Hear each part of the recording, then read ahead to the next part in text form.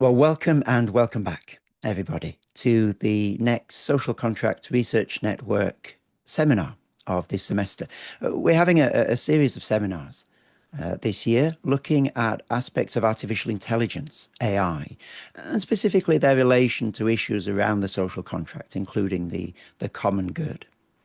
Last month, we heard from Jeff Keeling from Google, who addressed emerging questions in AI welfare. Next month, on the 4th of May, we're going to be hearing from Professor Robert Sparrow, who's going to speak to the title Slaves to the Algorithms, Algocracy and Republican Liberty. But tonight, Melbourne time, we have the great privilege of hearing from Simon Angus, professor in the School of Business and Economics at Monash University, with expertise in many, many different fields. I will just pick out one for the sake of this introduction: computational and complexity science. No doubt his very broad and rich expertise will become more evident as Simon begins to speak. As always, if you've got questions, do please just write a quick note in the Zoom chat, and then I can call on people in the order that those notes come up. Simon will speak, I think, for around 40 to 50 minutes, and then there should be a good time for questions after that. And Simon's title for this seminar is Inclusive Economics. How could AI technologies shape a new inclusive economy? Please join me in welcoming our speaker for this session, Professor Simon Angus.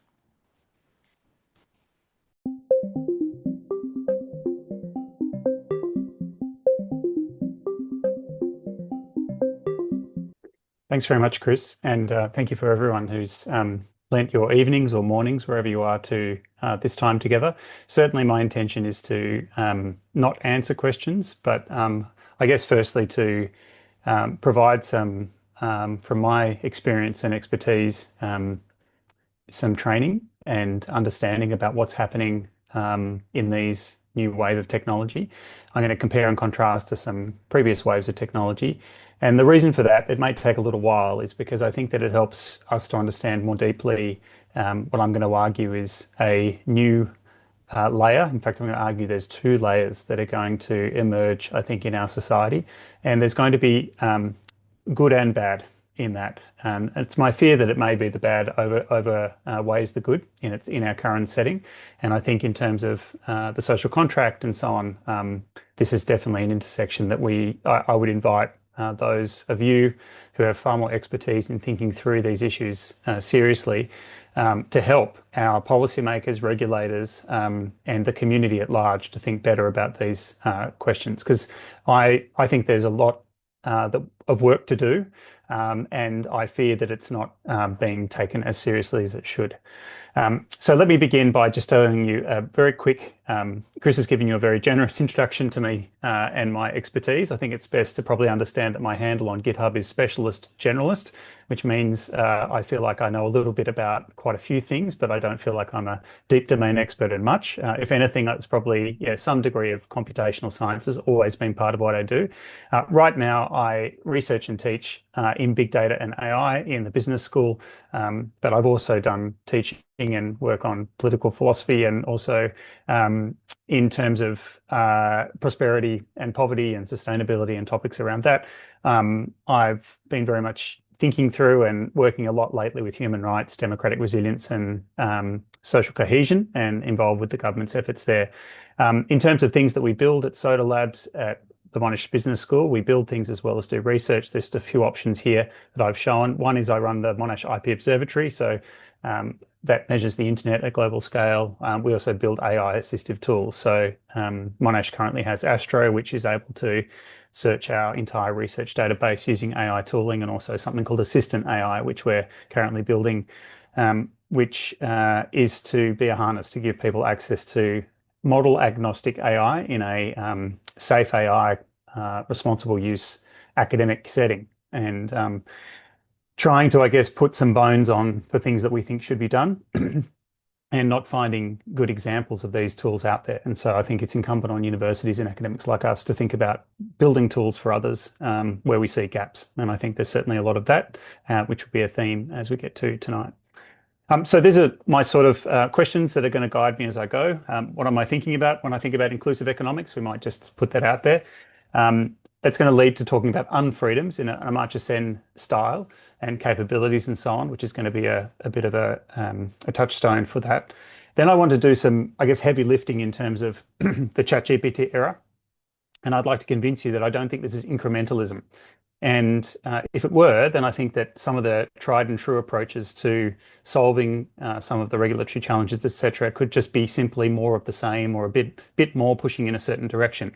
I'm going to try to argue this is a fundamentally major step forward, a leap forward in capability, and I think that that's going to require us to think quite anew about these technologies. And I'm going to make some comparisons to previous technologies.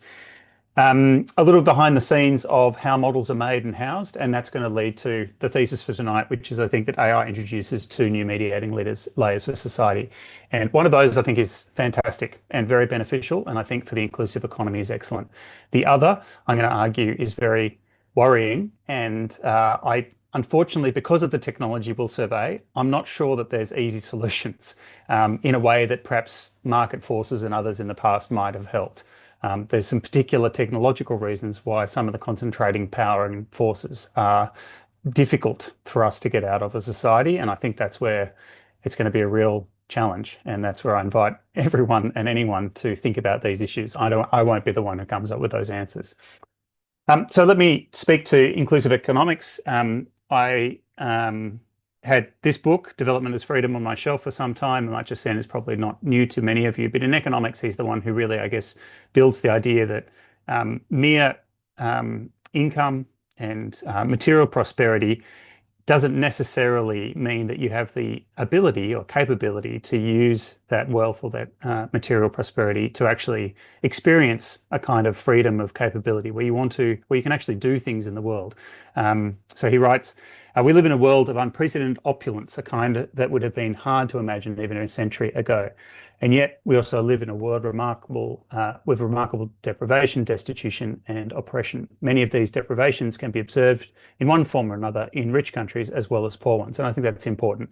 I know it may seem in what follows that some of the data and experiences come from developing countries, and particularly sub-Saharan Africa, etc. But I think it's important that I have very much in my mind's eye, which we'll come to in a moment, the Australian context where I am, that you can see that we definitely still have deprivations and unfreedoms in our world.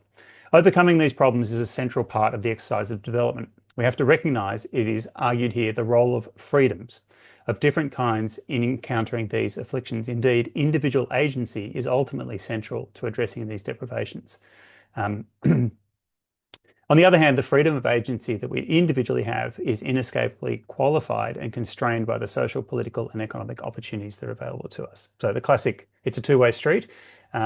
We don't have material welfare and therefore immediately freedoms, and likewise, our freedoms are necessarily constrained by the resources that we have.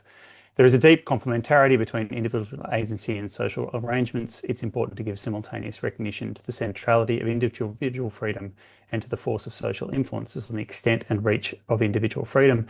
To counter the problems that we face, we have to see individual freedom as social commitment. So I think he's calling into the idea that left alone, if you like, we can't call on the normal textbook forces, if you like, of economics to create the kinds of prosperous free society for all, and all in a forceful way, not just some, but all, those who have traditionally been outcasts in society, minority groups and others. We actually have to have a social movement, a commitment to the idea that there's a need to do work to prioritize individual capabilities and freedoms beyond mere material prosperity. Although, albeit, as any economist will tell you, these things are important and help. There's a two-way street here. If you look to philosophy, then this is the capability approach. I like the phrase, capabilities are the doings and beings that people can achieve if they so choose. The phrasing there, I think, is also helpful. It's very generic, the doings and beings. Beings, not just doings, and also the idea that if they so choose. So there's a human agency that we need to recognize and remember. And their opportunity to do or be these things, as well as being nourished, getting married, being educated, and traveling, functions or capabilities have been realized.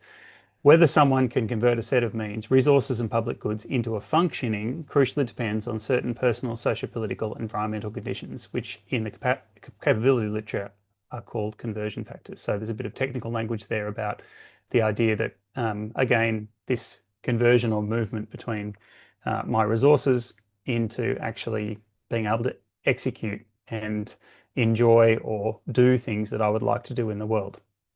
And others, I guess, down the bottom here, Santosh Malhotra, uh, who has written previously about this and very much lends on Sen's idea. The basic premise of the capability approach is that focusing development analysis and policy mainly on increasing income and material wealth is misguided. So again, the idea that it's not a sufficient aim or outcome for society. We need to think through what actually are other barriers beyond this. And we're going to keep coming back to that. This isn't just merely about something being lawful or unlawful. It's not merely about, your supposed or inferred right to do something. It's about whether you can actually get the thing done or be the thing you want to be in society. And there are going to be a huge number of frictions, barriers, and reasons why, whilst many might say, well, you could do that if you want to, there is a lot of people for whom, and we've probably experienced this to a greater or lesser extent ourselves, we just simply can't. It's hard and it's difficult because of the interfaces we face, because of the frictions in the world, because of all manner of things, and I'll get into those. So we aren't truly prosperous, or we could argue inclusive, until we've been able to tackle some of these implied or implicit barriers to people experiencing human flourishing as they would like to. And unfortunately, these burdens, if you like, fall primarily on people for whom society is not really designed. It feels like sometimes we often design, unfortunately, for a certain typology and not for everyone. So I'm going to suggest that inclusive economics in this, the way I'm thinking about it, is the study and design of economic arrangements in which people have the substantive capability, not merely formal permission or implied access, to participate as they choose in markets, institutions, essential services, and social life. It's a very high bar if you actually, we would take this to the fullest. So some relationships, it's going to be rooted, as I've just said, in capability or freedom framing. So human agency, real freedoms, not simply lawful. It's enabled by economic inclusion, but I don't think it's exactly the same thing as economic inclusion. Typically, economic inclusion focuses on informal implied barriers, but an inclusive economy should have those arrangements to deliver this almost by design. So it's not simply looking at the extensive margin, are you allowed or disallowed, or at the margin in or out. It's actually designing for or creating a world in which this is part of the sort of DNA of the economy. And I think it's more than just inclusive growth. Inclusive growth usually speaks to topics of shared prosperity, material prosperity. So often the phrase is used to talk about how we share out or have progressive activity for certain material outcomes. So with that said, I thought I'd just do a very quick detour of what's going on in Australia at the moment. So we actually have an Economic Inclusion Advisory Committee in Department of Social Services, and each year they make recommendations prior to the budget. They made 10 recommendations in their most recent findings.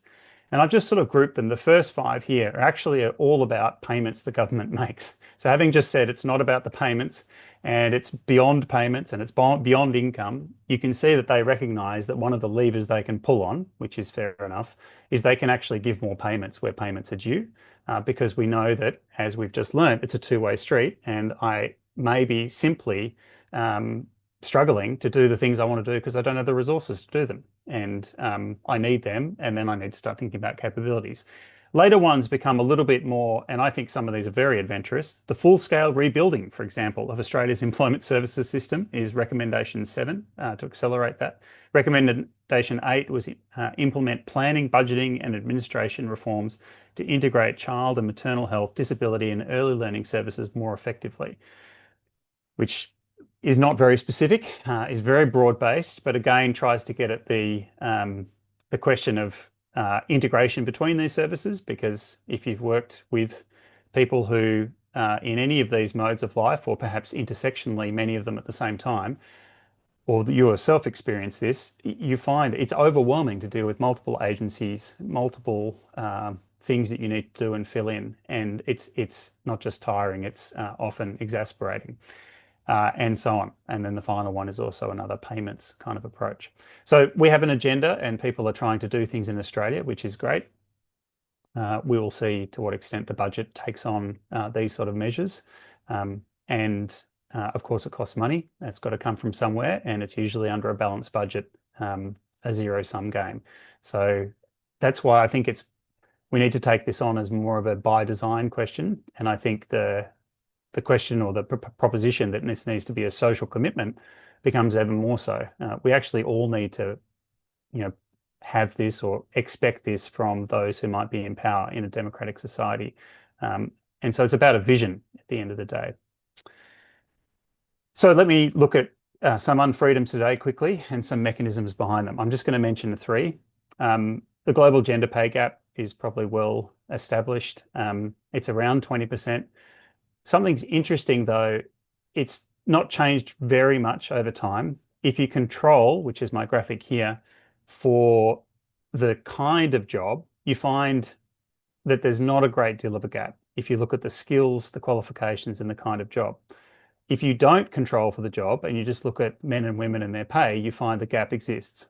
So what's going on there? How is it possible that we have a gap in one world but not in another, in a controlled setting? The hint is that it probably suggests that when we look at a male and a female in a particular workplace for a particular qualification for a particular job, they're probably paid about the same. The problem comes when we look at where women and men are most often found in work. And if they're in different locations, then you can get quite a substantial gender pay gap. To get at that, one of my former students, Penny Meal, now at the World Bank, did some great work with others in complex system science to actually look at the jobs network as the relatedness between jobs and the skills that are involved using an American ONET database. And so if you do that, you end up with this sort of world, which is, you can see there's sort of clusters of skills and jobs which cluster together. For us, that's not so important for the moment, except I'll draw your attention to this red region towards the central bottom right, where there's quite a few management, architecture, engineering, computer science, etc. These are just picking off different jobs and legal. They're fairly high paid work. If you cast your mind at other areas, you can see food service and preparation. You can see other peripheral areas, healthcare and support, etc. You might think to yourself about the kind of gendered structures we might see in a modern economy. If you go and put that lens on this same graphic, you'll find that some of your priors are probably confirmed. So this is again using American data. That high wage zone, which I've highlighted here from green to red, so that green to pink, the green areas in the bottom central right there. If you look at the same zone and the circle's the same zone in each, you can see that its education is highly correlated with that, as we know. But if you then look at gender, you can see actually these are mainly male jobs as opposed to female jobs are mainly in different areas of the economy. And this is the sort of thing that drives that interesting result where when you control for the kind of work and the education, maybe there isn't much of a gap. As soon as you look at the structural basis of the economy and see where people are actually working, suddenly you have quite a gap. So then the question becomes, well, is it that men and women, you know, there's something intrinsic about them that they would do different jobs? And partly, of course, that is potentially true. A job is not simply interchangeable. There is many reasons why a particular set of tasks that is given over as a job might be preferred by one or other, and that might be correlated with gender in some way. But you have to kind of start asking questions. If it's 20% and it's been like that for a long time, maybe there's something else going on. And Mealy writes, tasks most commonly undertaken by males tend to relate to work requiring physical strength, where on average males may have traditionally held a comparative advantage. However, automation and the increasing integration of robots within industry could substantially lower the barrier. On the other hand, or the other end of the spectrum, tasks currently dominated by females tend to relate to healthcare, administration, and teaching. The fact that there is no physical barrier to males performing these roles highlights the importance of addressing long-held gendered stereotypes and other sociocultural factors that exacerbate sex segregation and division of labour. Now, again, it's a very complex set of reasons why we end up with this sort of structure. My aim here is just to say that we have a quite gendered structure in our roles and our capabilities, in our roles and our jobs that we do. And it's worth asking why. And I think part of the story which Penny is hinting at here is probably we inherit structures and they're quite hard to change. That's, some people have spent a lot of ink trying to move the dial on some of these things, but some cultures and some ways that these onboarding, interviewing, uh, role modeling, etc., there's a lot of things that can enforce and reinforce a current equilibrium, and it may be leading to unfreedoms. Then we can think about abilities. So people living with disabilities are overrepresented in lower paid jobs the world over. If you look at International Labour Organization data, there's an ability share gap of people in different industries. So you can see here, if you look at the types of roles and the those that are paid average, high, upper middle, low and lower middle in terms of the pay, you can see that there is far more representation of people living with disabilities in low and lower middle income roles. It does get smaller in terms of higher income roles, but you can still see that we're facing quite a big gap there. They write, as far as education is concerned, employees with disabilities tend to have lower educational attainment than those without. In particular, across the 30 countries in the subsample, 38% of employees with disabilities had yet to attain secondary school level, whereas that was only so for 28% of other employees. This can probably be explained by the challenges that people with disabilities may face in accessing education at the early stage of their lives. Again, hinting, this isn't merely a question of getting into a certain job. There's a whole lot of other things about skills attainment, education, and so on. And we know some countries and some places in countries do better than others at trying to provide ability-sensitive education and support services, but others don't. And so you can end up, and we know how important early childhood and younger years education is. Again, we've got a very strong path dependency here, often in the way that we have structured and, I guess, materialized our concerns in society around these things. Finally, and I'll just finish on this one because it's sort of a cautionary tale, I think, for a technology-led mitigation of some of these unfreedoms. Financial services, most of us probably take for granted if you live in a fairly prosperous country. Having a bank account, being able to move money around, payment systems, getting insurance, etc. These are all luxuries that we, I think, don't realize are not afforded in many places in the world. In many places of the world, there's a number of people who are what are called unbanked. They don't have a bank account, or if they do, it might only be a mobile phone account system. It doesn't actually have a bank that they can go to. It's only really a mobile-based one. If you look at the trends over time in terms of mobile and the way that mobile has contributed to people having bank accounts, the mobile phone turns out to be a bit of a gateway to people getting into the financial system. If you look here at the graphic in the bar chart from 2014 to 24, there's been improvement in the number of people who have got some kind of account, whether that's on a mobile phone only, or it may be with a bank account or a bank account. And you can see that it starts with often this wedge of mobile only and then tends to be mobile and bank and then eventually presumably bank after some time. My question would be whether AI might further increase this fraction of people who have been able to access financial systems. However, whilst mobile phones, as noted by one of the authors I've looked at here, mobile phones and the internet are revolutionizing financial inclusion, enabling more people to access and use digital financial services, mobile phones and the internet come with risks, particularly financial risks for people. And so the other side of the coin is that you roll out a technology, it seems to be transformational, it seems to be tackling one of the unfreedoms when it comes to getting access to banking and so on. Yet we find that in some countries, there's a large fraction of mobile phones which are completely unsecure. They have no password even on them. So this is the fraction of phones, for example, in sub-Saharan Africa, which do not have a PIN or password, is a very large number. So you're suddenly exposing yourself to all of the risks incumbent with that scenario. And again, it's not it's not without gender. So in sub-Saharan Africa, only about half of the region's 300 million mobile money account owners protect their phones with passwords. Around the world, women are less likely than men to have passwords. I don't know whether that's their choice or whether that's in those households they don't have the choice of putting on a password or not. But you can see that there's challenges here in terms of rolling out a technology. And down here, Clapper notes that this can lead to people paying fees for things they don't expect or don't know about, and they don't have the financial capability commensurate with the new account to understand what's going on with it. So on the one hand, mobile phone technology and the internet seems to be inclusive with regards to getting people to have a financial capability. On the other hand, it introduces a whole set of risks. I don't know whether that sounds familiar, but it should by the end of our discussion today. Okay, so what are the main mechanisms? There's many mechanisms where I think unfreedoms or challenges to inclusive economics occurs. Bureaucracy, capability constraints, connection, credentialing, capital and risk. Most of these are very documented in the literature. You probably have met them before. Bureaucracy, most of us are very familiar with.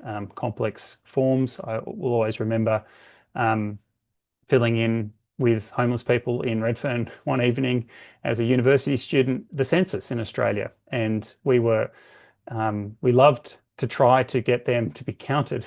And you could see the questions were really ill-suited to their phase of life. We had to spend a lot of time trying to explain what the questions were. And often the authority behind it was very challenging for them. They were not sure whether they should be giving the data and who was behind it, etc. These are very complex forms, let alone voting in Australia, for example, is often requires filling out an increasingly large, for example, form, etc. And that's just rare events, let alone the things if you're trying to actually get access to your welfare payments or get through the system in that regard. Capability we've already talked about. There's a rising interest in and awareness, I think, of neurodiversity, particularly in an academic setting where we think through how to make our classes and our classrooms more accommodating. But there's a huge way to go, and then we know that a lot of barriers there. Connection is one that most of probably with the internet may or may not realize, but I mean, I measure the internet. There is a lot of people on the internet now, but that doesn't mean they're really on the internet. You can still face a lot of challenges to doing this kind of thing. Even in Australia, we don't have reliable latency, and I know that that's true for a large fraction of the population. And then there's a number who are not even on the internet. Credentialing, signaling has been a bit of a economics a loved economics topic for a long time, where we speak to the question of what are all these qualifications actually doing, that they're not necessarily about something real in terms of what you've learnt, but it may be just creating more clubs and barriers for people to get access to further jobs. And Spencer's paper in 1973 is the classic in that regard about how they work. And these are alienating. I grew up in Melbourne. This is my hometown, and it used to be said that if you came to Australia and you were, deciding between Sydney and Melbourne, people in Sydney would often ask you, what you did for a living, what your job was, if you met them at a party, and at Melbourne they'd say, which school did you go to? And that's unfortunately we're living the legacy of this structural barriers, and people have certain awareness of certain schools and systems, and what that sums up or somehow in their minds opens up for them about a person, and unfortunately again creates barriers for their capability and freedom. And finally, capital and risk. One of the quick things you realize quickly if you teach in development economics is that you need buffers to handle all sorts of shocks happening in the world. And in modern society, we have insurance, we have often money in the bank account, we have a bank account, we have strong networks and families and friends who could chip in. These are all things that are often thin in many communities, and therefore that is another reason not to take risks, not to invest time, not to take advantage of opportunities, because you worry about what if something happens? How will I survive that? Whereas if you've got a lot of resources, you're more willing to take advantage of opportunities and so on and so forth. Okay, so let me move to AI quickly because I want to get on to our sort of thesis for today. I'm going to take you through a little bit of a technical look at AI, and then that'll bring us to our layering. So my aim here is to convince you that the current wave of AI technology is fundamentally different.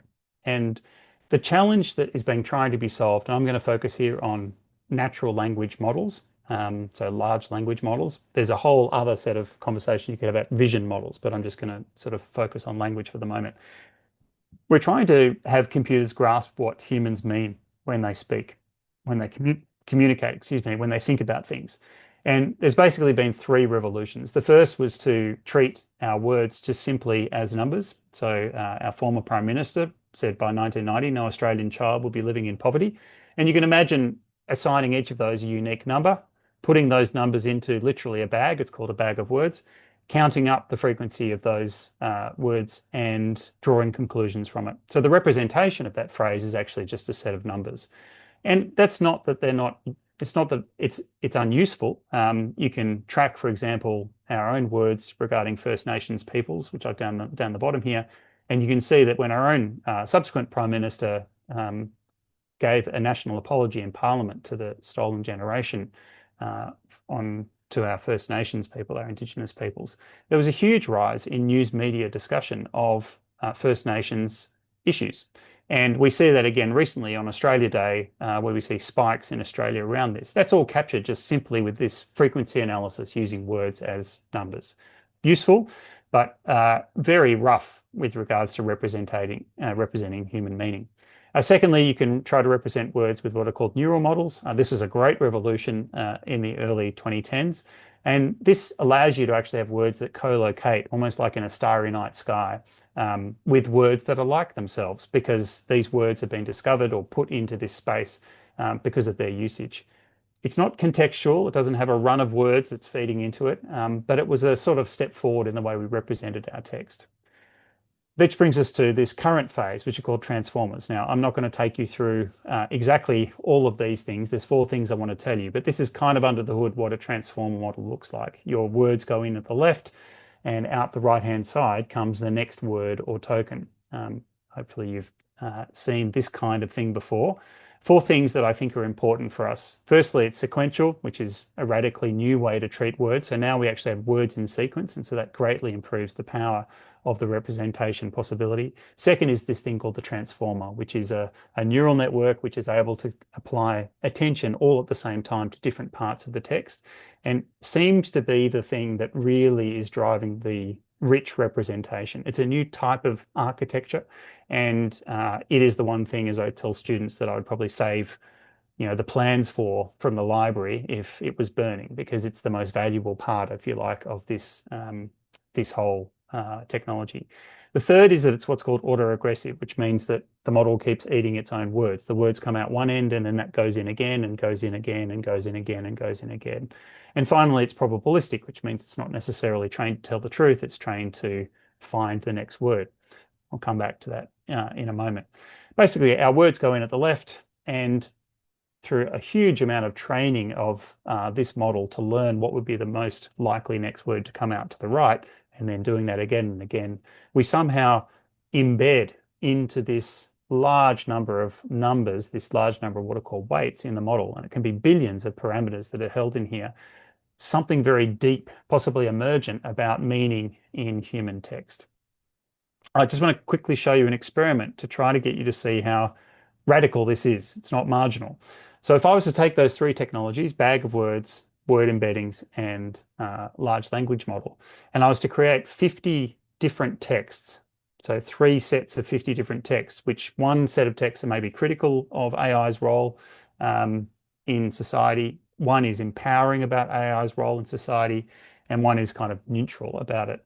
If I was to use these three representations, could I recover them in some sort of representation? And this is going to be a quantitative representation. The reason I want to do that is because that would suggest to me the computer has sort of understood the message that there is really differences here that the computer can put its handle on, and then we can do things with that downstream. Some examples you can see. Now, I've made these examples really hard for previous technologies. I've used a lot of the same words. So for example, you can see versus empowering in critical, Innovative digital tools dismantle barriers, allowing producers and communities to participate more fully in economic life. Critical, the reliance on digital tools can entrench barriers, making it harder for marginalised communities to participate fully in the economy. You can see that in blue, all the words that are shared between them. That actually makes it very difficult to discern the difference in bag of words and word embedding. And you can see that the moderators, the dismantle and allow, entrench and harder, it's not obvious that one is very negative or very positive. They're sort of flipping things around in a way that is, well, to you and I, it's obvious, but you can imagine that this is not necessarily watching those words is not necessarily on themselves going to give you insight. So if I do this exercise, what I'm hoping to see is that these three clusters of sentences, these are sentences, not words, sort of get distinguished somehow in a quantitative sense by these, so that the representation of this nuance is held by the computer. I guess you won't be surprised to see this is very difficult, and it looks a bit like a snowstorm for both the first bag of word style, which gives us TF-IDF, and then the glove style embedding. These sentences, which again are completely different in meaning, co-locate because they've got such similar word usage. And to repeat, up until recently, these were the kind of technologies that we were using in computers to try to represent human language. Now, natural language processing and the scientists would require me to tell you there's been a lot of research trying to improve on these things, but fundamentally, the sort of fundamental architecture of trying to represent text has always been hamstrung by these sort of representational problems. Well, now let me show you what this world looks like if I bring in a transformer. Suddenly, these word clusters, the green for critical, the orange for empowering, and the kind of blue triangles for structuring, sweep apart. And we start to see that actually this representation using transformers has actually found four clusters. Two of them are probably to do with critical, and that's neatly put 100% of those points in one of these two. So there's probably two types of subclusters, if you like, there. The empowering, one set is very clearly different, and then another co-locates along with the structural. And that's probably because some of the empowering ones are not as empowering or positive as you might expect, and they probably are a little bit more like the neutral ones, right? This is my attempt to say this is a remarkable result. We've gone from very difficult enabling to a very difficult way to distinguish between these points, and then suddenly we've got full separation. This is behind this breakthrough, if you like, is behind this new AI technology, and it's enabling all of those things that you start seeing, the ability to speak as if we're talking to a human or an expert, even in some relations. And of course, there's a whole parallel story with vision as well, which is sort of a breakthrough in the way that we can analyze images, perceive things in images, and so on. And the same in voice and the same in video. So imagine that, you could do all of this in those, but for reasons of time, we're not going to do that. Okay, so let me talk to you about what's going on in terms of training and so on, and that will quickly land us into the thesis. When we train these models, as again, I hope you've been exposed to understand, these are not trained to tell the truth. They're trained to do what is a sort of a simple task, which is to guess the next word. And the way we do that is by putting a very large number of text into the model on the left-hand side, and we see what the model comes up with originally with its completion. So in this case, I could mask the last word for our former Prime Minister's speech and see what the model suggests. The model has a whole vocabulary that it's trying to guess, and through all of those computations is going to come up with some ordering, ranking of the outputs. And you can see here there could be all sorts of words. The word that it actually is supposed to be is poverty, which is down the bottom here. And after training many iterations of this, seeing lots of different words, eventually poverty will rise and become probably the most prominent thing that it sees, if we've shown it a lot of examples of this text. It's a very simple task, and there's a deep philosophical conversation about whether this means that the model has some sort of emergent intelligence, or whether it merely is just good at sounding plausible as if it were saying and speaking like a human. But that very capability that it's able to do that must rely on some fairly deep representation of what we mean, the latent meaning that sits, if you like, behind the words themselves. And that itself is this sort of remarkable breakthrough. But for us, the important thing here is you need a very, very large amount of training material, which leads to the next question: where does it come from? The very original models, so GPT-2, um, you may be, I don't know, like I was alarmed when I first found out. The way they built the training material was that they looked to Reddit and they saw which posts on Reddit had links to other web pages with more than 3 comma, which is Reddit's sort of lingua franca for people thumbing up, which basically means popular enough on Reddit was the first corpus that these models were trained on. Whether or not you think that is representative of an inclusive economy and all the views and feelings and emotions and languages of the minorities that you can bring to mind or not, I suspect it's a long way from it. But you need a lot of text. And somehow this was one of the first thoughts of probably an engineer, not necessarily someone designing for social good, thought, let's get a whole lot of text this way. These days, with reasoning models, the actual curation of the data going in is extremely valuable to these companies. They think very hard about what goes in, mainly because they're trying to solve the problem of making it more performant on mathematical and scientific problems. So journal science, literature, etc., deals being done with people, with organizations which have specialized data sets and so on. And data sets here are textual data sets if you're training. They also try to drop harmful text, and they also try to filter out personal information, but not completely, and we should all be aware of that. But you can see here between sort of version 1 and version recent, there's a hell of a lot of decisions being made by someone or some group of people about how to teach or train the model about what word comes next. And the latent representation of human meaning that's therefore driving that is exactly what's on show in terms of how these models are trained and developed. And I think we all need to be aware that because of the technology, because of the embeddedness of the training data itself, let alone the method of doing it, is an extremely important area and locus of discussion that I think we should be thinking about when it comes to the question of AI and its use in society, because all the models fundamentally will come back to this question: what kind of information was it trained on? You might have heard about agents recently. Agents sort of are on top of or built from these AI tools. Really, it's best to think about them as a spectrum. And I introduce them not to teach you about agents necessarily. You can go from a simple tooled agent like a weather bot through to something that might spend hours or even days computing and crunching away, calling on other agents.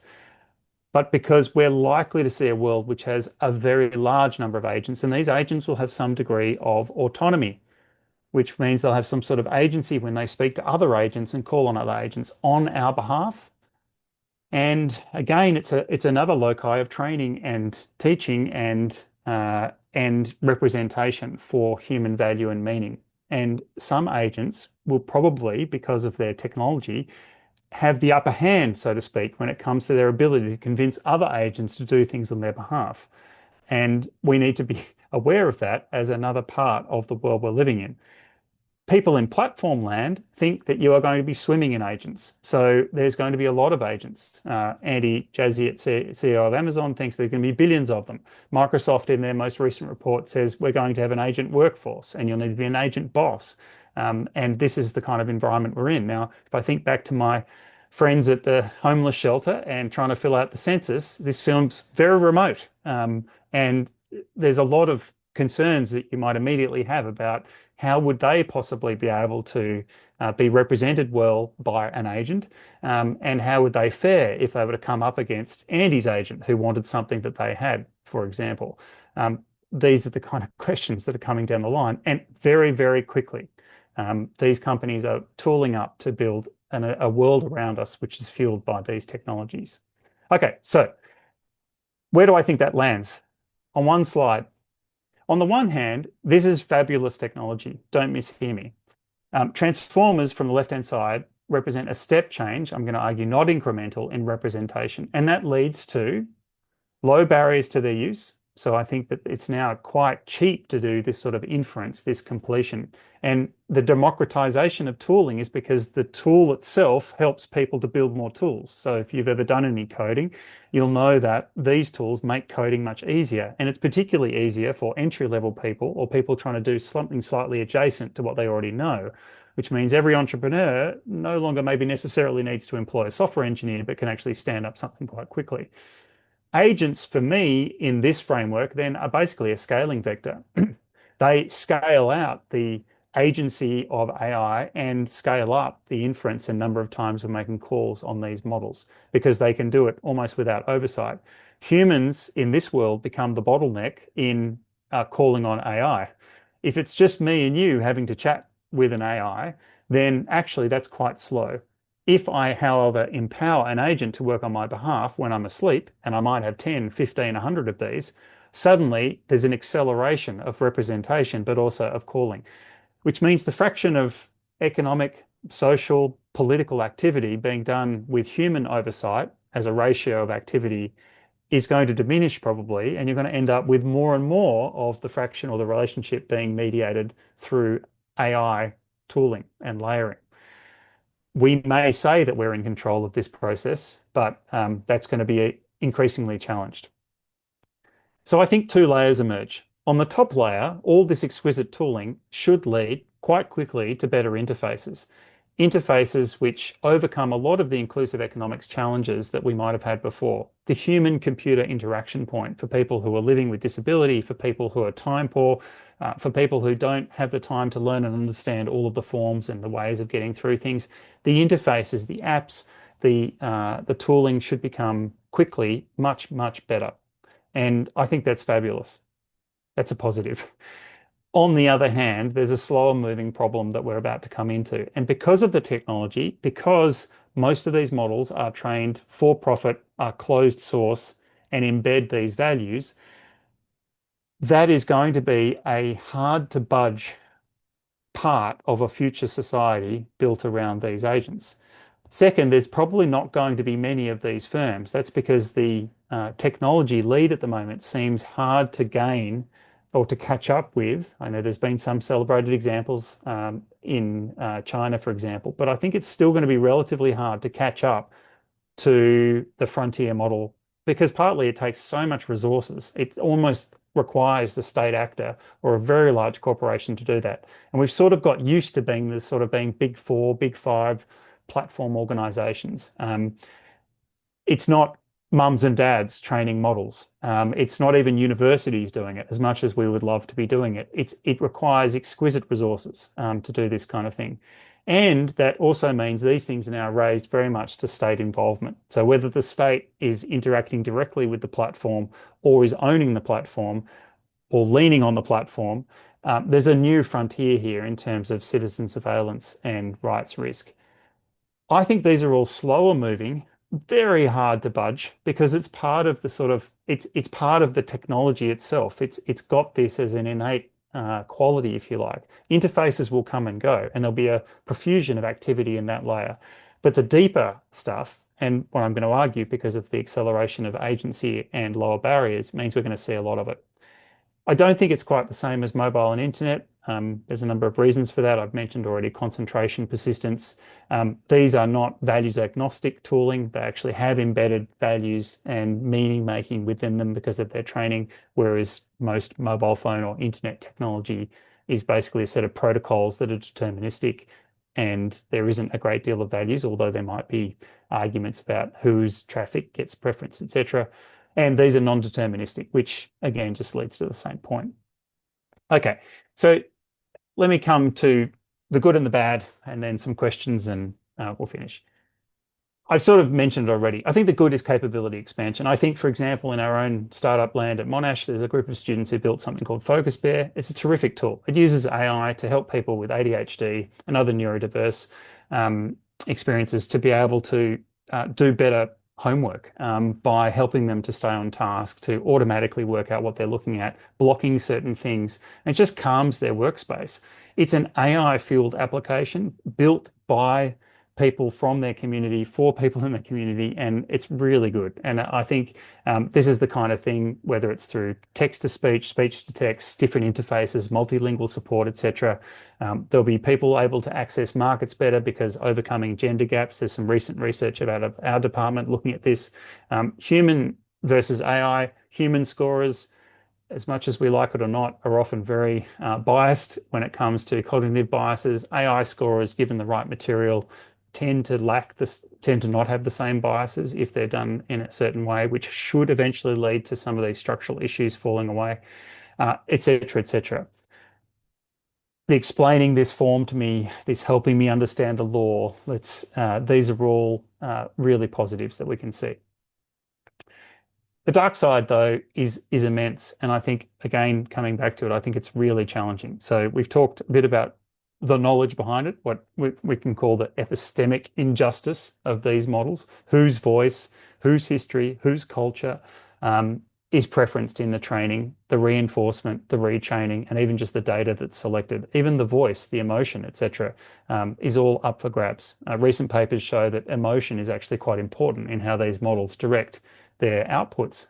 Again, it's a new frontier to say, well, what kind of emotion should we have? At the moment, those decisions are being made by a very small number of people in a particular privileged situation, and it is not a democratized decision making. We've got problems again of algorithmic society, which it sounds like you're going to hear more of in this sequence of talks. And surveillance bargains are very much the Zuboff style surveillance capitalism is again on the table. If you've used any of these tools for free, then you're probably the product and you've unwittingly given your data over to train future models and possibly have it leaked into the future. And as we've mentioned already, there's a concentration of rents that I think we've set ourselves up for. Okay, so the questions, and this is where, I mean, discussion, some of this may not be new to you, but hopefully you see that behind some of the technological basis of this is some intractable challenges that I'm sort of putting out the flag to say help. There are so many questions you could ask. There's just a few. Where and how can institutions enforce contestability in AI-mediated decisions? What does equitable access mean when the commanding rights of new tools are privately owned and run? How much effort should the state exert to ensure inclusion-aware model development? This is very similar to, how much effort should we exert to make sure everyone has access to education and health services or the internet? What's the value of the last mile here to actually make sure everyone is included in these technologies? Could we ever have public AI? What would that look like? At the moment, it feels very far from reach. What is meaningful consent when responding to an agentic input form? So here, forms are going to get quite wild, I think. It may be you talk to an agent when it comes to a form, or your agent talks to another agent. We know that some models are more persuasive than others. I hope you've brought a good agent, because otherwise you're just going to lose out to Andy's agent. Can AI systems speed up regulatory oversight to stay ahead of mass scale risks and burdens? So that's a possible positive. We might let the AI systems help us with these, but then you sort of have this self-referential loop where, again, the values and so on of the frontier models will be embedded in the, marking the homework. Sen writes, to counter the problems that we face, we have to see individual freedom as a social commitment. Yet another place where I think many of these questions require us to be better informed as a society, and then to actually want or desire to change these ills that I think are slower moving but are coming down the pipeline. Thanks, Chris. Wonderful. Thank you very, very much indeed, Simon. Let me just pop myself up on the screen if you would. Stop your sharing. That is fantastic. Thank you. What a rich set of ideas and presentations. I very much stand by my presentation of you at the beginning as someone who has a vast swathe of expertise over many areas, and thank you for treating us to some of your expertise there. I invite anyone who's got a question or a comment to make just to put a quick line in the chat, and I'll call on people in the order in which you manifest yourself there. I have many questions, Simon, but I just want to begin with a very sort of simple, almost naive one to get us started. You talked about the impossibility even of universities to compete on training models, and I think the adjective you used was exquisite resources that are necessary to compete at the moment, which makes it all feel incredibly disempowering for almost all of us. Here we are, you and I at Monash University, and I've never visited Silicon Valley very unlikely to, I don't have the ear of anyone who is there. What agency do people like me, do normal people have in this whole revolution, this qualitative revolution that you say is sort of sweeping upon us?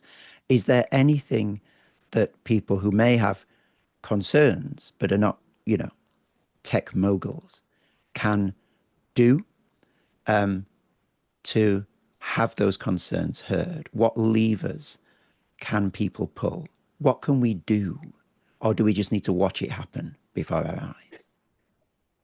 Um, I hope not. But you'll remember in Australia, we have had a huge move on one particular algorithmic decision-making process of government. It was called robo-debt, and it was a scandal which unfortunately was carried out on the most vulnerable in society, trying to recover debts using an algorithmic process for those who had been on welfare, and the government wrongfully charged them of having stolen from the government.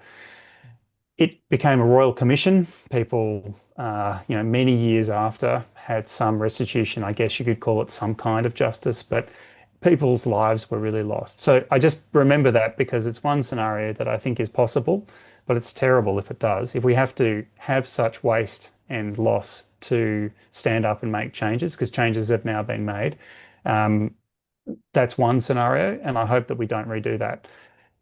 To not have a scandal like that be the reason why we learn, um, I think it's going to take first literacy. So at the moment, if you look at surveys of Australia versus other countries, we're one of the lowest for literacy about AI, and we're also one of the, therefore, the most probably skeptical and unsure about its use in society. So I think we don't know enough about the technology. Partly, I think companies don't want you to really think too hard about it and to know what's going on.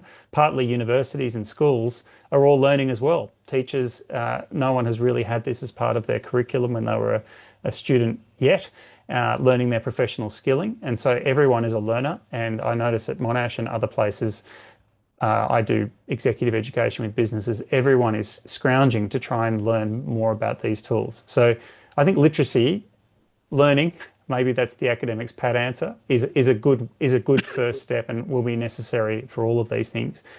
The second, I think, is we are suffering because we are divided. So there is a very like there is an opportunity if universities, for example, was to cooperate. Monash has put down $50 million to build a supercomputer called Maverick, and wants to be world Australian leading. Most of us who know about AI technology feel that that's an absolute drop in the ocean when it comes to anything that could possibly be on par with the systems we're confronting here. You would need 100 times that money to sort of do something similar to what's going on with these large organizations. However, if we join together, it's possible, and I think the Europeans are probably moving in this direction, trying to get some sort of collaborative approach going. So I've some hope for that. Again, it will require public money and public funding. That has to come from somewhere, which means that we all need to want that and be able to stand that up. At the moment, the messaging about why would you want a public AI system versus the private one we currently have kind of sleepwalked into, I don't think it's been made. And most of the government or policy speakers you hear about, I think, are pretty happy with the kind of tools they've got, and they think it's miraculous, but I don't think we're really thinking through the long-term implications of that. Yeah, no, it's very, very helpful indeed, if a little disturbing as well. Um, John, you've put a question in the chat here. If you're able, John, could I invite you as you ask your question to activate your video? Thank you. Hi, Chris. Hi, Simon. It's Hi, John. it's a fairly full question. I don't know whether you can see the chat there, I'm Simon. just reading it. I'm halfway through.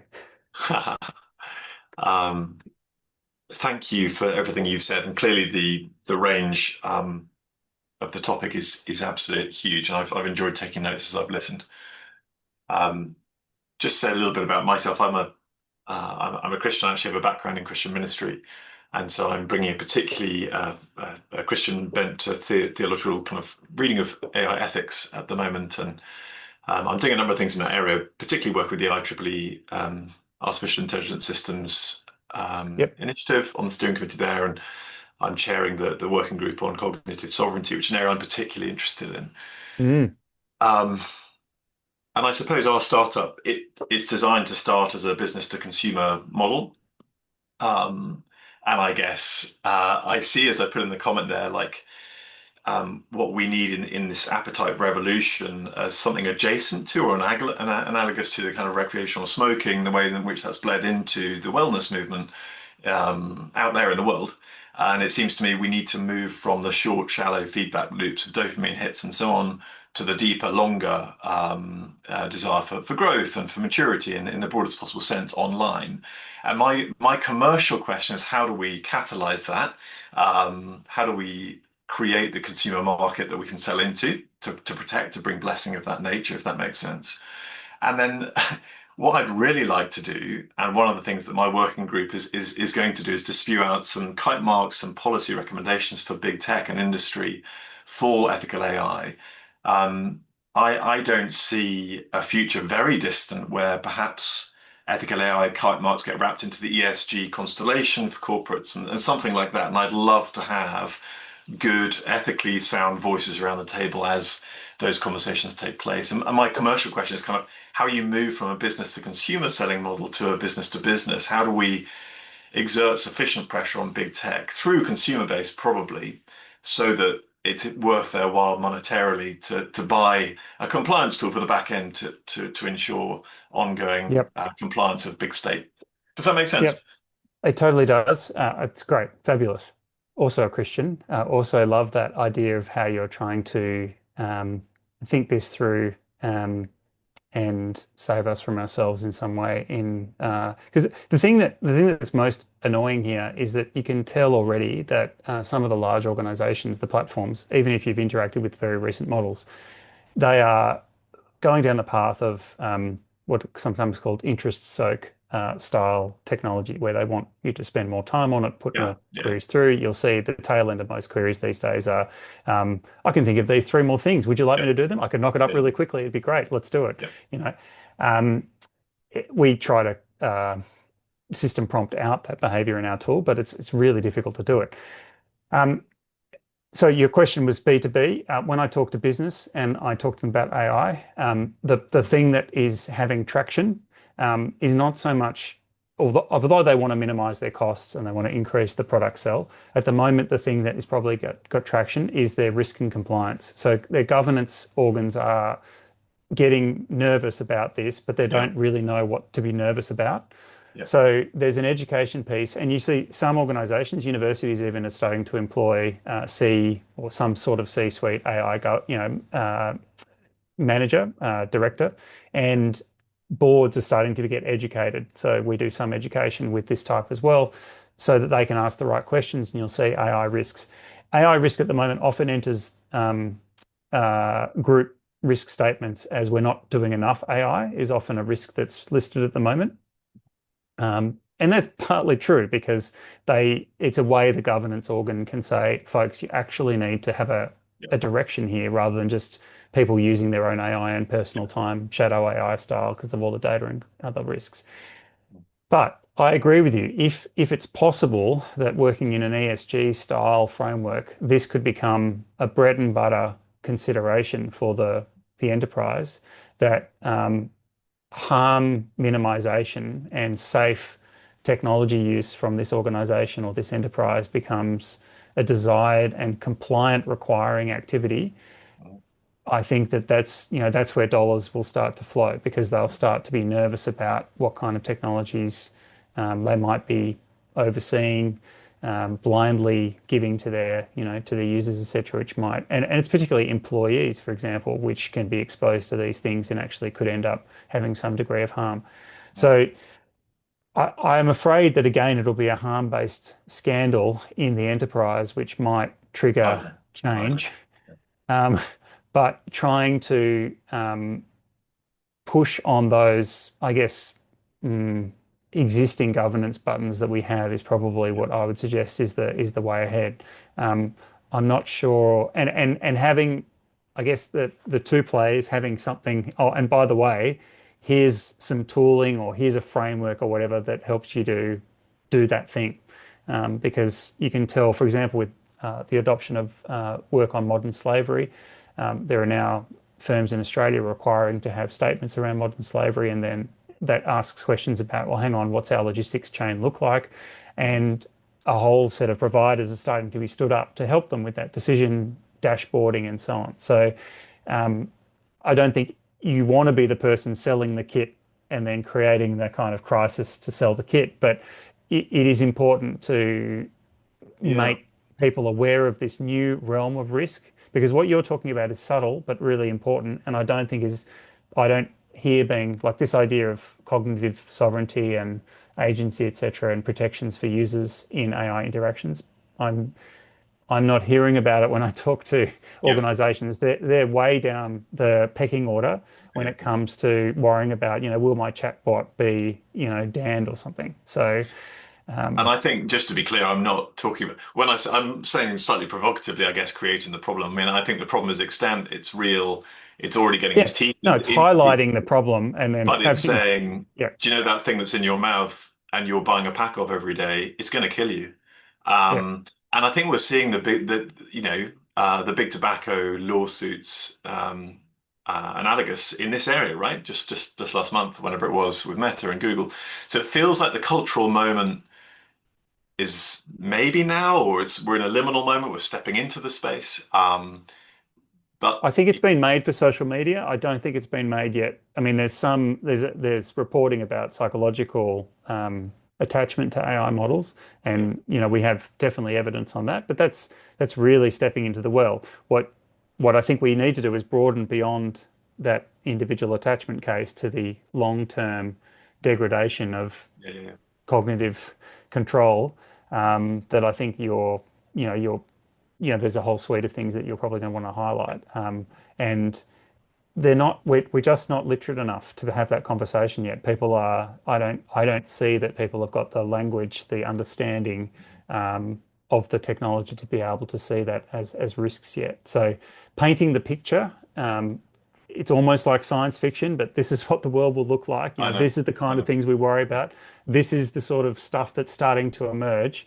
And this is why en masse. So the other place that I guess is slightly related, just to briefly finish, is de-skilling, right? So Yeah, organize it. So I most recently, one of the things I did was with a very large airline company in Australia. And a scenario I gave them, a fictional scenario, was for a port, so an adjacent technological space with a lot of things, similar sort of high leverage things going on. And the scenario, the kind of case study, the fictional case study, was one in which they'd used AI for so long in the management of the port that when the crisis occurred, people had forgotten or weren't used yeah, to yeah, how to actually do the thing they used to do. yeah, So there's a de-skilling aspect. That is the language that these, if you're in any kind of production or utility or setting, manufacturing, etc., there's a number of people who really get that, and can also be, again, that's the question of, well, what happens when we don't have, when the vibe coding stops, or when yeah, the engineering system run by AI and so on suddenly goes a bit haywire. We need to turn it off. That wargaming or scenario planning, etc., is another sort of, ultimately what's happened there is we've lost our cognitive yeah, sovereignty in your language yeah. over this process, and we've ceded the ground completely, willingly, consciously or not.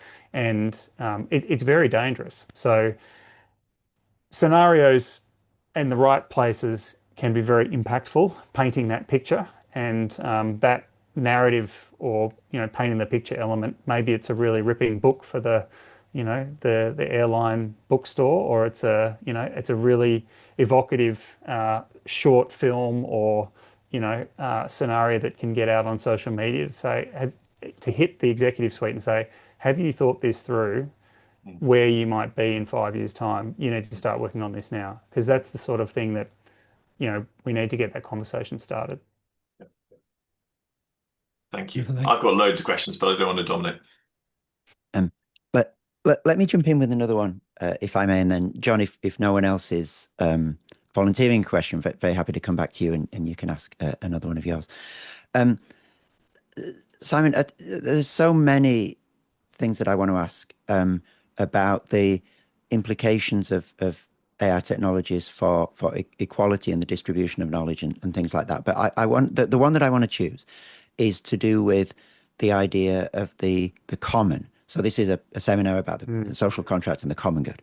And it appears to me that one of the greatest threats, potentially one scenario from these technologies, is one that's very rarely talked about, which is that for the longest time, our knowledge has been a common heritage. Nobody has owned it. Nobody owns language, for example. Nobody owns meaning.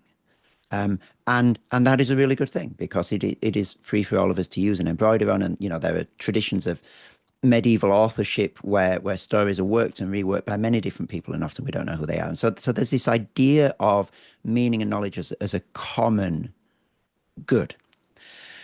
And it seems to me, looking in from the outside, that one of the dangers of the increasing dominance of large language models, in the way that you were talking about in relation to John's last question, that eventually we will outsource and lose the capacity to do a lot of this work to these platforms, is that meaning itself, in some fundamental way, becomes privatized.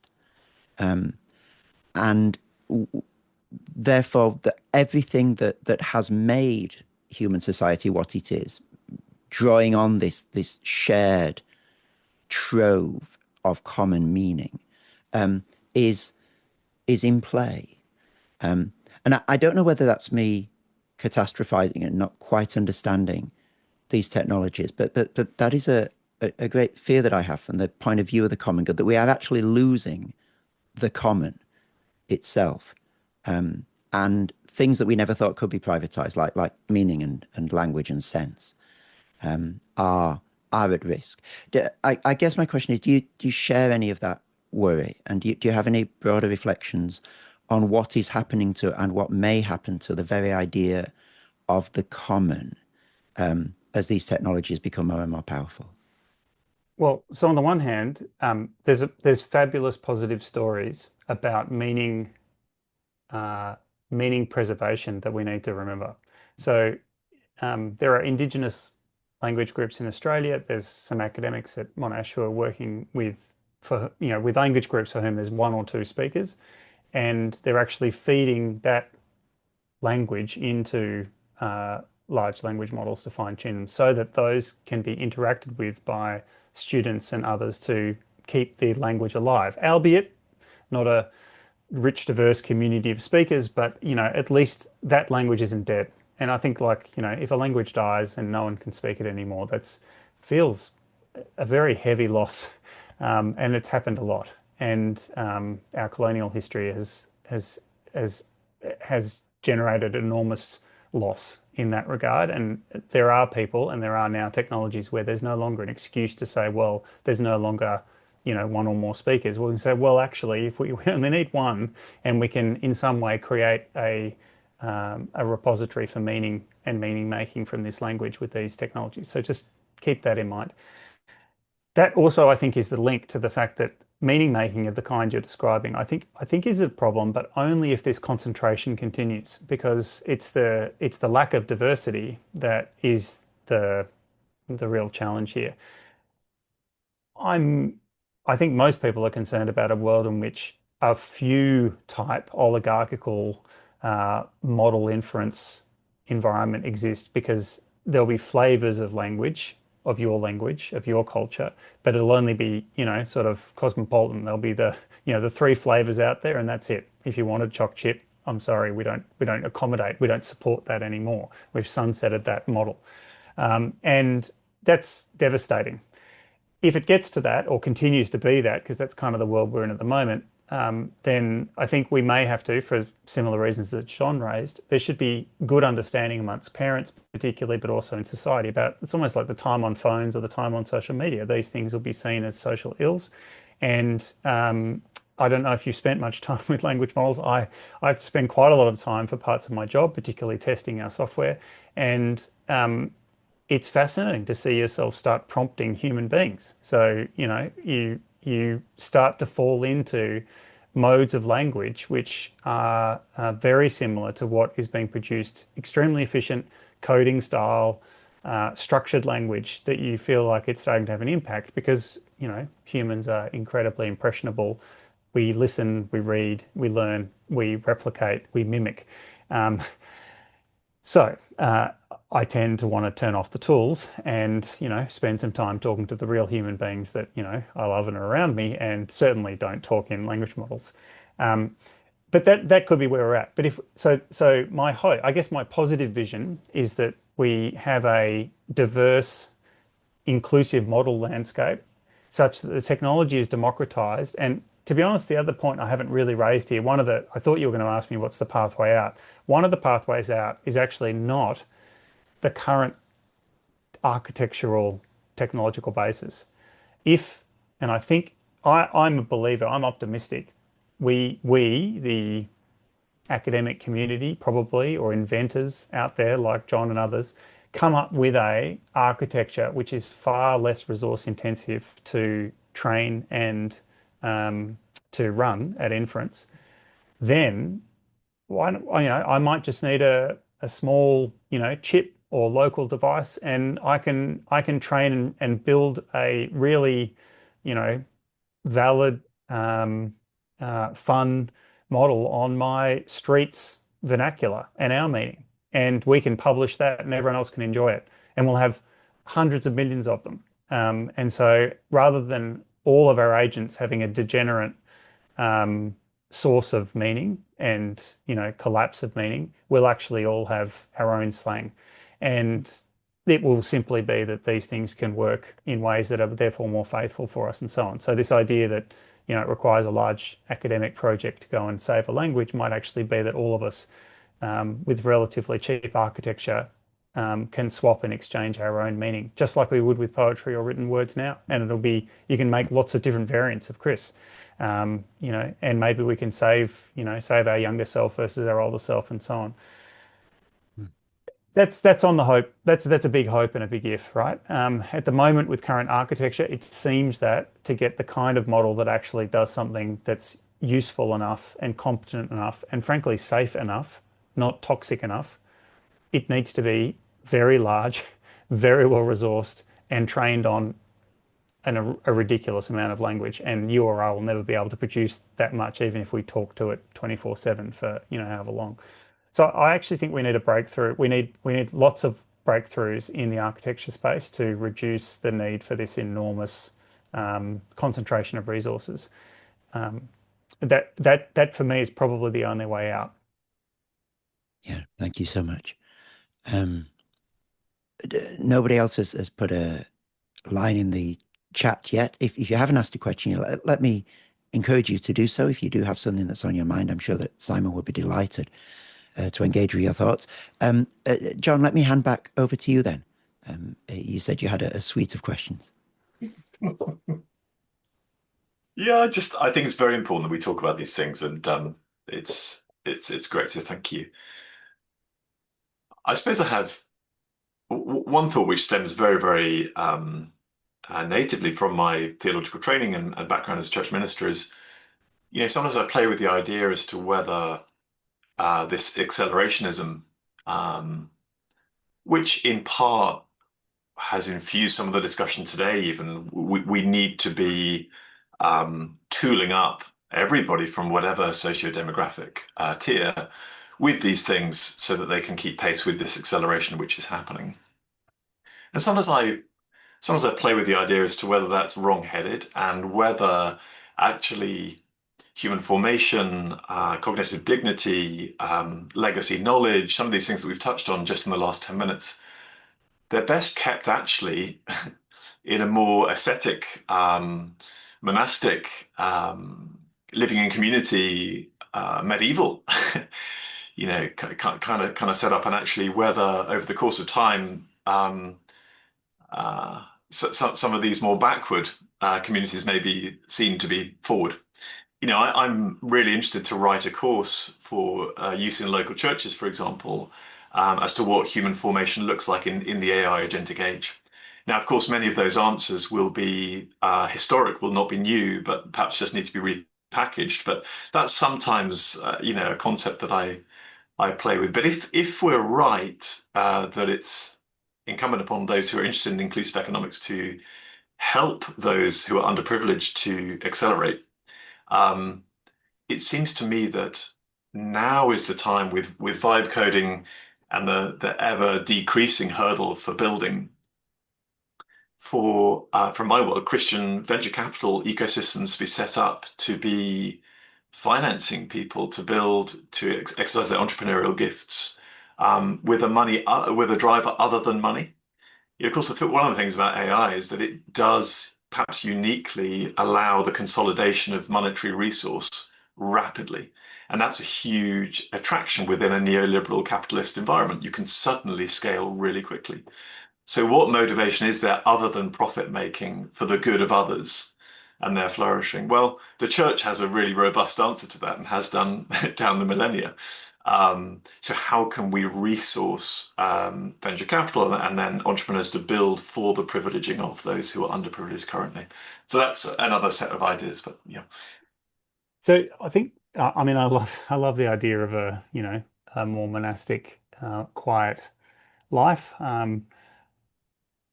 However, um, I it's I I can't see beyond um, the real unfreedoms that life. I mean, it works for a certain kind of person, Yeah. but if there are people living with various neurodiverse or other physical disabilities and so on, there's fantastic value in some of these tools in the right harness, appropriately created and guardrailed and so on, to do incredible kind of things that will include and let people for the first time perhaps experience what it's like to have community, to be Mm, part of something bigger than themselves and so on. And I don't I'm pretty sure it's not my decision. Like that, they need to tell us what they would like. But I would suggest that we should, like, I'm not someone who would want to foreclose that opportunity prematurely. At the same time, the acceleration point about, does everyone need to get on board? I'm definitely no Silicon Valley kind of accelerationist who, sees beauty being a world that's all on the same technology or whatever. I think these things, like technology, always has ever been thus that it needs a good, well thought through social understanding of its use and misuse for the good of all. And um, so, um, if I had some tool that I knew about that could help people, I feel fairly responsible as an academic or, as a teacher to try and teach people to use the tool and to, take the good from it and to educate about the bad and to, try to provide by design access to these tools that might help them or they might be able to build themselves that they get the value out of it and not the danger. I mean, you could kind of say it's somewhat like electrification. mhm. Um, it's a form of accelerationism. Bringing electrification into a household for the first time changes radically the amount of time that they can allocate to, for example, learning, and so on after hours, and that has its own sort of flywheel for life, etc. Yep. It's a kind of acceleration. Electrification is not something you want an individual necessarily to do themselves. There are definitely risks about it, both installation and in use, really similar to AI. And but yet there's a whole lot of benefits and compounding benefits that come from early exposure to a house that Yeah. has Yeah. electrification. Um, and we see that time and time again with all sorts of technologies. So whilst, yeah, so I think again, this is a huge area of intersectional design that is needed to be done and thought through, which is this, I mean, this community and others, I would welcome, trying to think through how can we build build for these communities? How can we empower for these tools? How can we, yeah, as you rightly say, invest dollars for social benefit? So in June, July this year, there's AI for Social Good run by, the United Nations. We've got part of our team going along. We currently have a project which is using AI to, in part, help with forecasting human rights violations potentially weeks before, so putting out risk alerts weeks before they occur. Do I want in a quieter world where, we don't harness these technologies, but potentially, we could have, if we'd used them, had a better, at least a few weeks notice before some terrible atrocity took place. On the flip side, I spend my life at the UN serving them, doing war crimes investigations for the atrocities that have taken place and looking at our data and how we can empower that. I wish that they didn't exist, and if there was some way that we could give warnings using AI technology, that would be great. It doesn't necessarily mean that, this is AI into the hands of every community that we're trying to help, but always we're in this, dual, if you like, Yeah, kind yeah, of yeah, yeah. two-sided purpose of environment. And I think the way out of this is always about understanding and agency. I would prefer those who understand the technology first and the risks to educate and pass it on, so that others can, with their agency, build for their community in a good and helpful way. And if the technology is not fit for purpose at all, if they say, look, thanks, but there's fundamental flaws that we think are not going to work here, all the better to hear that and encourage and join them into the innovation process. And that's where I hope government, and whether it's philanthropy or others, would step in and provide the resources to build. At the moment, it's very hard to get even the attention of the platforms trying to pay them money. I mean, let alone get them to work on, you know, small community agency programs. I'm sure there's probably some they're doing, which look good in social media and so on. But like, I mean, we've been trying for a long time to move our organization across to a different billing. And I've literally got an email back from Anthropic saying, we're really busy, we can't do it now. Yeah, And that's like to pay them money more yeah, easily.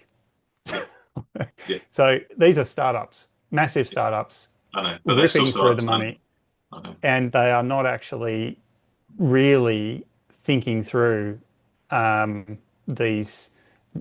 I mean, they're not even nuanced decisions, just quite important Yeah, regions of thoughtfulness about what and how the technology does what it does in the world. So, yeah, I mean, look, I feel quite I mean, I'm not the person who necessarily will be able to make or innovate, but, our computer science department is the place that, or others that might be able to innovate in this way. They need the resources, and we certainly need a lot more diverse communities involved in these research endeavors. And they're going to need the resourcing to do that. So yeah, it's a new realm of entrepreneurialism and upskilling.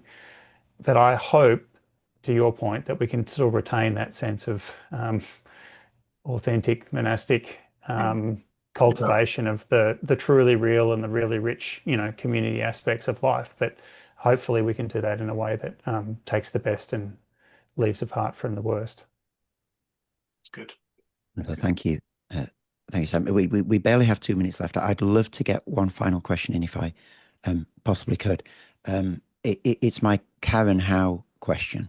Karen Howe wrote about the book Empire of AI, where she talks about the sort of the background, what needs to go on in order for the large language models to appear on our screen. And she talks about the way in which workers in Venezuela and Nairobi are really quite scandalously exploited, sort of tagging data, tagging really obnoxious, violent, sexually explicit data, some of whom committed suicide and so forth. She talks about the environmental impact of huge data centers, non-disclosure agreements about water use and all of that.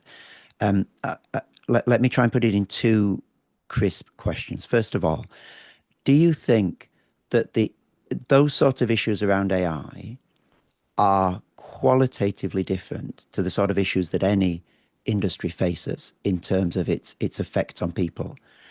And secondly, do you think there is a point, and what would that point be, at which you would say that the way that this industry is damaging certain groups of people just means that I can't use it anymore, regardless of how beneficial it may be for me, and how it might sort of play to my capabilities and enhance my capabilities. I can't in good conscience do this because of what's happening to people I will never meet. Could you just help us, give us some tools to think through that sort of question, if you're able?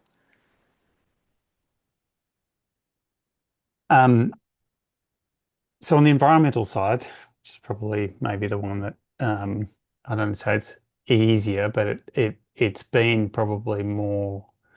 Um, I would say that there is uh, technological solutions which seem to be coming on board because they hit the bottom line of these companies, and they know that they're going to lose. Not It's not a social license, it's a bottom line crisis about the amount of resources being used. So they're rushing to find low cost renewable energy sources and different cooling techniques which have circulatory water systems and so on. So I'm I think that's still a good thing to watch, and we should all be concerned. The energy implications is a particular one, but again, I feel like that's on current architecture. The way that we currently do inference requires a lot of energy. I I kind of suspect within a few years it will dramatically change. Um, Maybe I'm naive, but I feel like I mean, we work sometimes closely with some of the architectures, and you just get the feeling it's a very inefficient system at the moment. There is a lot of redundancy in a lot of the model weights. We know that because you can minify some of these models, get fractional changes in their capability, and have a much smaller model doing the job. We also have a very loose way that we use models at the moment. We often rush to use a model. We should be serving models in a routing system so that we use the right size model. Just like in engineering, in computer systems, we try to find the right size compute so we don't use the largest computer to do the simplest mathematical calculation, but we only use the large one for the large problem. A lot of that is underexplored. So there's lots of inefficiencies that I think, the kind of minimizing costs, coupled with a degree of, I think, transparency and social licensing will do. The labeling and the exploitation of labor, sadly, taints pretty much every industry. It is very hard to find, I think, truly squeaky clean organizations. This doesn't make any of it right. And the kind of scales, again, that you can encounter with AI tooling, etc., is enormous. The world is just broken, and I think we should be angry about it all. And if there are ways that we can find or stricture models and discover, it may be that part of the diversity in models is that we actually settle for models that maybe are not as performant, because they're built by social organizations or academic organizations and so on, and say we have certified this model and so on. That's why I think innovation on architecture is my kind of hope, because if we can reduce the costs to train relatively performant models of the kind, maybe of the current generation, which are really very impressive for a lot of things. And certainly good enough to organize my diary, or handle a lot of agentic things, and as interfaces for people, if you want to talk to a model, they're all actually perfectly good now.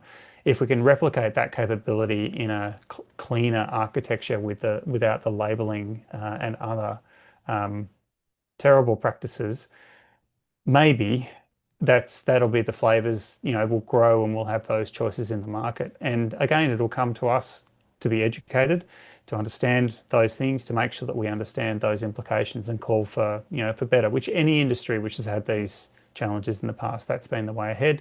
And often certifications help. So organizations will aim to try to find certifications or organizations which actually accredit their, whether it's modern slavery or other exploitative, uh, what is for these companies effectively their logistics pathways.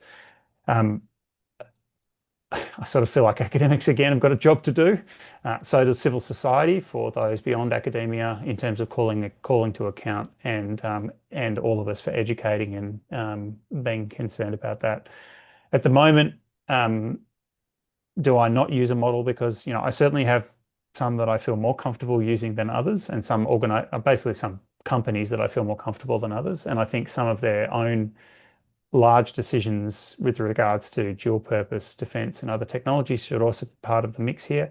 That is certainly not all true.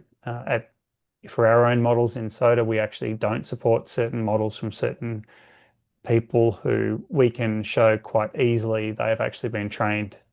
It's not just unfreedom, it's actually untruth. So we know that you can prompt them and they will try to explain away certain things or deviate from what you know is actually occurred in history. Mm. We feel like that's inappropriate of us to give access to those models without really due warnings. Academics need access to some models like that sometimes because that's part of the job. We understand that, but the sort of standard user shouldn't just wander into a model that's been trained to warp history.